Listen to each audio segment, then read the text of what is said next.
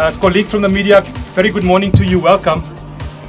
We couldn't miss the opportunity in welcoming the President of the Republic of South Africa to Primedia, not for him to wish Crimeline a happy 5th birthday, Mr. President. And the whole philosophy is to encourage communities to blow the whistle on crime.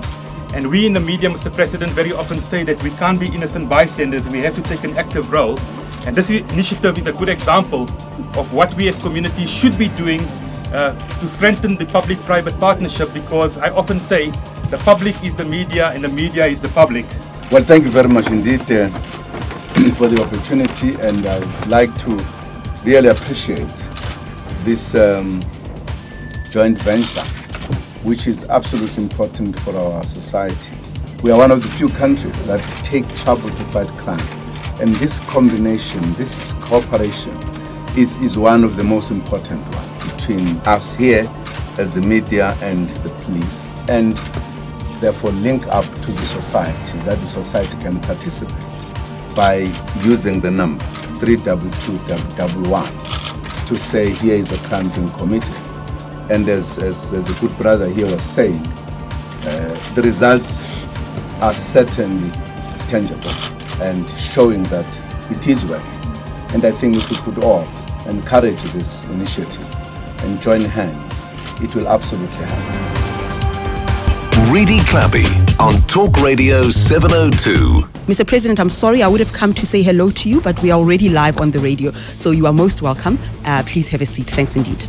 All right, let's start with this. A lot has been said and written about your own leadership. 2 years, 2 months into the presidency of the Republic of South Africa. How do you rate President Jacob Zuma's performance as president?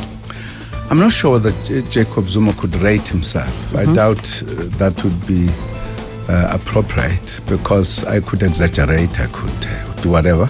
I think the performance of an individual is better rated by other people. All I could say, I've tried my best, given the task. I've tried to put every effort, every initiative, every imagination to ensure that what is expected of me, I do it in a manner that would be acceptable. One of the criticisms of your leadership is that you take a long time to act on something that is urgent. We have a situation of textbooks in Limpopo. There's this task team, that task team, and this task team. When are you going to fire the education minister? I'm not sure about that criticism. And I'm sure if each day there was a report and I fired people, I would be hardly criticized that I don't follow through processes of the law. You know, democracy is something that we all need to understand. Where there is a rule of law, you can't just, without verifying the facts, act against individuals. So that's what happened. We need to act fairly. It doesn't mean, for an example, that when there's an allegation, then that is indeed the correct kind of facts that are put. But the textbooks in Limpopo are not an allegation, Mr. President. We're seeing the results of that. You don't know who is exactly responsible for it. How long can it take to find out? No, you don't know who is responsible for that. You can't say the minister who's sitting in Pretoria in the office is responsible for that. The buck stops with her, just like it stops with you in government. Even if the buck stops with her, she has to find out who the individual is responsible for it, for her to take an action. If she just takes action against her, because she's the principal? Of course, once that has happened, she finds out what's happened. Those facts come to the president. The president must weigh those facts. Was it her or not her? So it doesn't come as people love it. Kick the minister out, etc. It doesn't move that way. Otherwise, we wouldn't be running a government. But Mr. President, here's the issue for me as a South African citizen. When you interfere with children's education, you are bequeathing to the nation a generation of South Africans who are dysfunctional, who cannot open the doors to their future.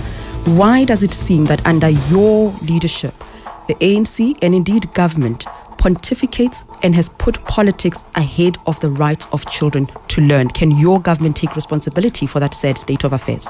Well, I'm not sure it has put politics ahead of education. I'm not sure about that, where that claim comes from, because we have put education above anything. We have even tackled the education department because we found that there were weaknesses and began to split them in order to bring more focus. That's why we've got basic education department and higher education. And we have the biggest budget in South Africa goes to education. So I don't think it's a correct statement to say we are not putting it as a priority. On paper, It's not. but in terms of the action of government? Even in action. That's why I've got 2 ministers. That is an action. That's why we've got more budget. That's an action. It's not on paper.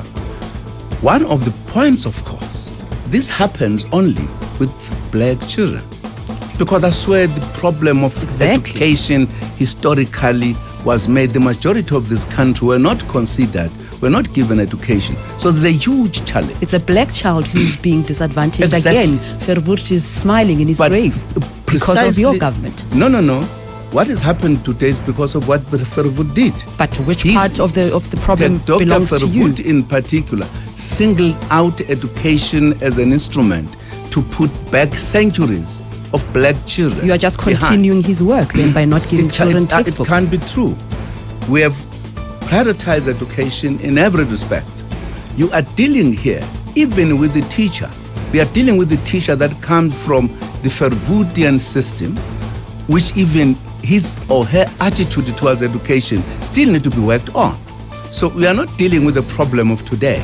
We are solving the problem of centuries that has affected us. Mr. President, thank you for Absolutely. giving us your time. Thank you very much.